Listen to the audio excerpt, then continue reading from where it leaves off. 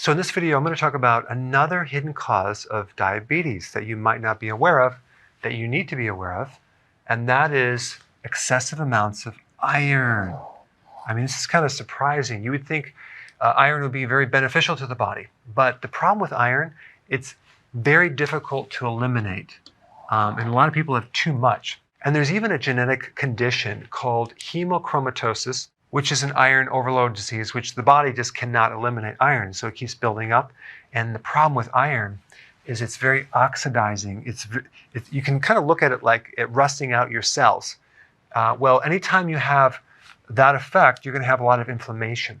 And with the inflammation comes a big spike in insulin resistance. So this condition, hemochromatosis, has a huge link to diabetes as a side effect.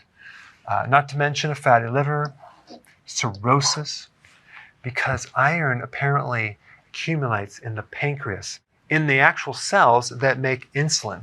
So the more iron you have, the more destruction you have to the beta cell. Then you have a big problem with insulin itself. So where does this iron come from? Well, one big problem is the fortification of foods, primarily in the US, in Canada, and the UK. Other parts of the world, they don't fortify as much, and in many cases, they don't fortify at all. And there's also a date coincidence of increasing fortification of iron and also other synthetic vitamins in 1980 for baby formulas. And if you look on the graph on this, you see this date coincidence of people getting fatter right after that point.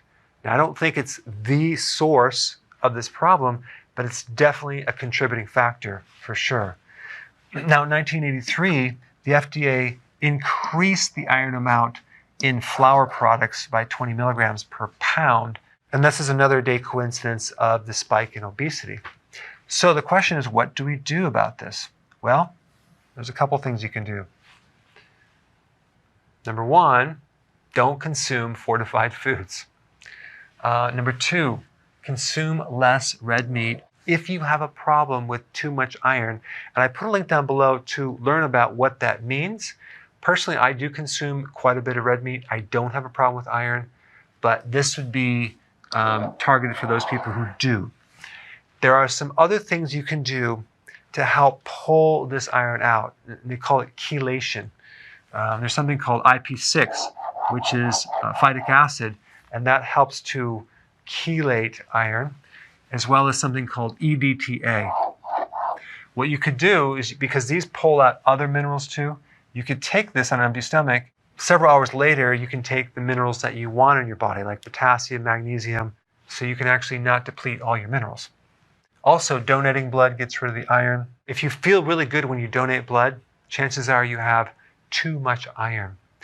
And the other thing is you want to avoid supplements with iron. Make sure that you do not consume a multivitamin mineral with added iron, unless it's in a form that's really easy to digest. And that would be a form like liver, like grass-fed liver, if you're anemic. But other than that, I don't recommend supplements that have this fortification of iron. All right, thanks for watching.